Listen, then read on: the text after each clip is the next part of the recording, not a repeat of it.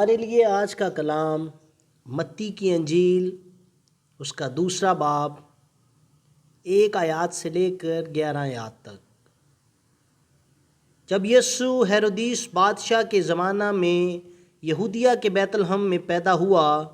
تو دیکھو کئی مجوسی پورب سے یروشلم میں یہ کہتے ہوئے آئے کہ یہودیوں کا بادشاہ جو پیدا ہوا ہے وہ کہاں ہے، کیونکہ پورب میں اس کا ستارہ دیکھ کر ہم اسے سجدہ کرنے آئے ہیں۔ یہ سن کر ہیرودیس بادشاہ اور اس کے ساتھ یروشلم کے سب لوگ گھبرا گئے، اور اس نے قوم کے سب سردار، کاہنوں اور فقیوں کو جمع کر کے ان سے پوچھا کہ مسیح کی پیدائش کہاں ہونی چاہیے۔ انہوں نے اس سے کہا، یہودیہ کے بیت لحم میں، کیونکہ نبی کی معرفت یوں لکھا گیا ہے کہ اے بیت لحم یہودا کے علاقے، تو یہودا کے حاکموں میں سے ہرگز سب سے چھوٹا نہیں، کیونکہ تجھ میں سے ایک سردار نکلے گا جو میری امت اسرائیل کی گلابانی کرے گا۔ اس پر ہیرودیس نے مجوسیوں کو چپکے سے بلا کر ان سے تحقیق کی کہ وہ ستارہ کس وقت دکھائی دیا تھا،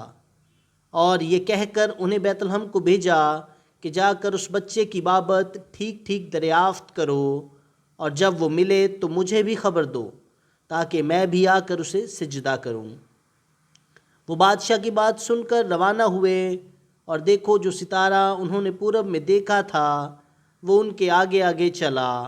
یہاں تک کہ اس جگہ کے اوپر جا کر ٹھہر گیا جہاں وہ بچہ تھا۔